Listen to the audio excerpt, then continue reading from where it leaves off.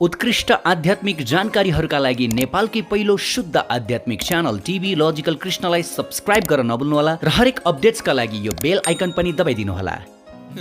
नैमिषारण्यमा शौनकादि 88,000 ऋषिगणले पौराणिक सूत ऋषिलाई निवेदन गरे, हे सूतजी, यस कलिकालमा समस्त प्राणी सांसारिक मोहमायामा अल्झेर जानी जानी अनेक किसिमका अनैतिक कार्यमा डुबी दानव जस्तै आचरण गरिरहेका हुनाले अनेक प्रकारका दुःख भोग्दै सदा असन्तुष्ट रहनेछन्।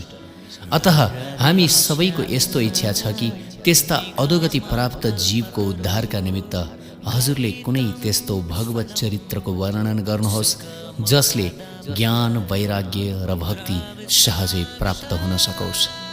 फेरि यो पनि सुनाउने कृपा गर्नुहोस्, प्रभुका अनन्य भक्तहरू यस मायारूपी बन्धनबाट सहजै कसरी मुक्त हुन सक्नुहुन्छ।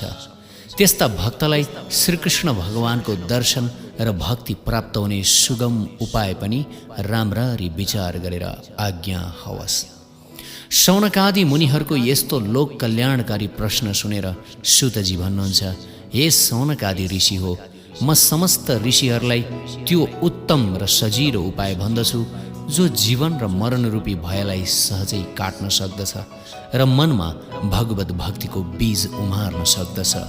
यहाँहरू सावधान भएर ध्यानपूर्वक सुन्नुहोस्। कलियुगको प्रारम्भमा श्री शुकदेवले राजा परीक्षितलाई श्रीमद् भागवत महापुराण सुनाउनु भएको थियो। त्योभन्दा बढ्ता हृदय पवित्र पार्ने र प्रभुको उत्तम चरित्र रूपी अमृत खुवाउन सक्ने अर्को कुनै शास्त्र वा पुराण छैन। अतः म त्यही उत्तम भागवतको कथा यहाँहरू समक्ष आफ्नो बुद्धि अनुसार वर्णन गर्दछु। यो श्रीमद् भागवतको कथा देवताहरूलाई पनि अप्राप्य र दुर्लभ छ। हे ऋषिगण, यही भागवतको कथा सुनेर राजा परीक्षित कर्मरूपी बन्धनबाट सहजै मुक्त भएका थिए।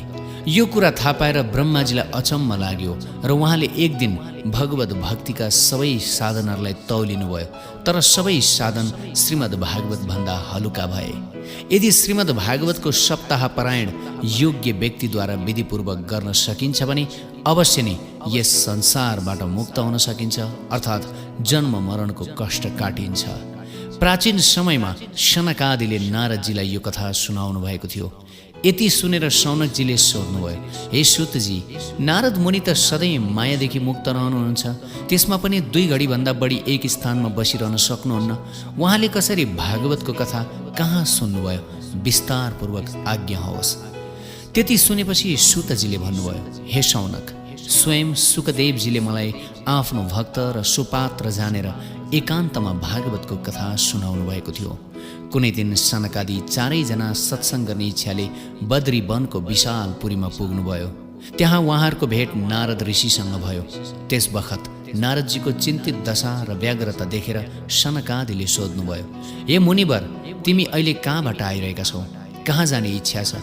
तिम्रो चिन्तित दशा किन भयो? तिमी त वितराग अर्थात् जीवन मरणदेखि मुक्त भइसकेका छौ, होइन र? तापनि तिम्रो यस्तो स्थिति किन भयो? दया गरेर यसको कारण सुनाऊ।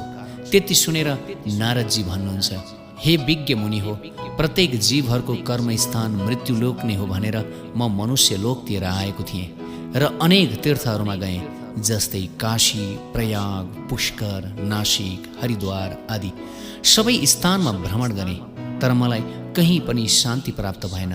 कलियुगले सबै स्थानमा आफ्नो प्रभाव फैलाइसकेछ। दया, धर्म, दान, जप, तप आदि कहीँ पनि देख्न पाइन।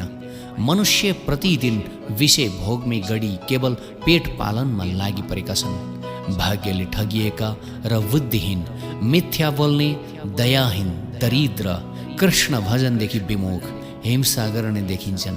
ब्राह्मण, साधु सन्त पनि पाखण्डी, दुराचारी, लोभी र दम्भी भइसकेका छन्। कन्या बेचेर पेट पाल्न लागि परेका छन्। तीर्थस्थान र आश्रम आदिमा बेइमानी फटाहरूको अधिकार भइसकेछ। ती धर्मको नाममा लुट र हत्या पनि गर्दछन्। मन्दिर र देवालयहरूमा विधर्मी म्लेच्छहरूको र शूद्रादिको अधिकार भइसकेछ। दासताको वृद्धि भइरहेछ। नारीहरू वेश्यावृत्ति गरेर पेट पाल्न लागि परेका छन्। पतिव्रता धर्मको प्रतिदिन नाश भइरहेको छ। म हजुरलाई कति बिन्ती गरौँ? यस कलियुगले समस्त भूमण्डलमा आफ्नो अधिकार स्थापित गरिसक्यो। म डुल्दै जाँदा यमुनाको तटमा एउटी युवती रोइरहेकी थिइन् र उनको नजिकै दुईजना बुढा व्यक्ति मरणासन्न अवस्थामा भूमिमा ढलिरहेको देखेँ। तिनको ऊर्ध्व श्वास चलिरहेको थियो र ती युवती तिनको सेवा गरेर तिनलाई जीवित पार्ने चेष्टा गर्दै थिइन्, तर ती मूर्छित बुढो झैँ लडिरहेका थिए। त्यो आश्चर्यजनक स्थितिको विषयमा जान्न भनी म त्यहाँ नजिकै गएँ। मलाई देख्न साथ ती युवती उभिन् र अत्यन्त दुखी भइन् र भन्न लागिन्, हे मुनिवर, साधु महात्माको दर्शन त सांसारिक पाप तापलाई नाश गर्न सक्दछन्। हजुर मेरो प्रार्थना सुन्नुहोस् र मेरो कष्ट निवारण गरिदिनुहोस्। मेरो ठुलो सौभाग्यले मैले यस विपत्तिको घडीमा हजुरको दर्शन पाएँ। नारद ऋषिले भन्नुभयो, हे मुनि हो।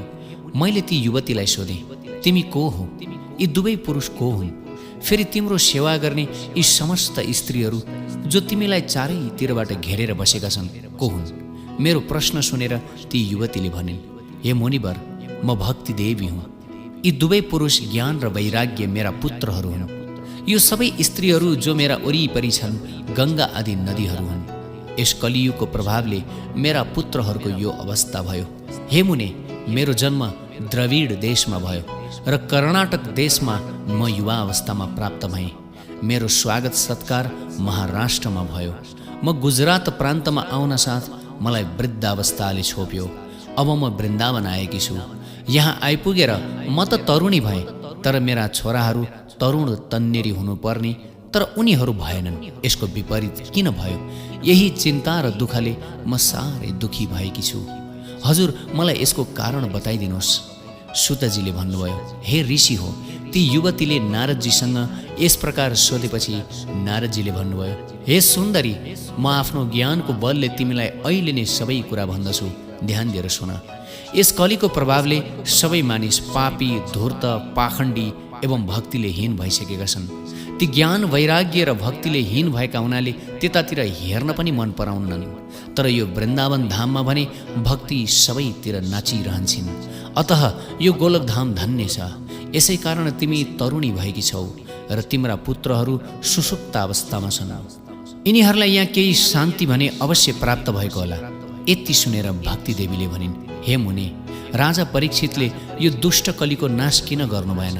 तब नारदजीले भन्नुभयो, हे कल्याणी, राजा परीक्षितले कलियुगका दिन दशा देखेर यसकारण नाश गर्नु भएन कि कलियुग केवल पाप र अधर्मको खानी हो, तापनि अन्य युगभन्दा यस कलीमा अलिकति पनि हरिभजन र कीर्तन गर्न सके समस्त पाप ताप नाश भएर जान्छन्। फेरि उहाँले आफ्नो सद्बुद्धिद्वारा विचार गरेर अन्य युगमा हजारौँ वर्ष तपस्या, अनेक दान, जप, पूजा, यज्ञ आदि गरेर पनि त्यो फल पाउन सकिन्न जुन कलियुगमा केवल हरिनाम सङ्कीर्तनद्वारा सहजै प्राप्त हुन सक्छ। यसै कारण राजा परीक्षितले कलियुगलाई मार्नु भएन। नारदजीको त्यति कुरा सुनि भक्ति देवीले भनिन्, हे देवर्षि, हजुरको दया भएर प्रहलादले भगवानको भक्ति पाउनुभयो र हजुरकै दयाले ध्रुवले अचल राज्य पाउनुभयो। हे मुने, हजुरको दर्शनले मलाई पनि अपूर्व आनन्द प्राप्त भयो। हजुर ब्रह्माजीका मानसपुत्र हुनुहुन्छ। म हजुरलाई सादर नमस्कार गर्दछु। जय जय श्री राधे। श्रीमद् भागवत महापुराण की, श्री श्री राधा गोविंद भगवान की जय। श्रील प्रभुपाद की जय। निताई गौर प्रेमानंदी।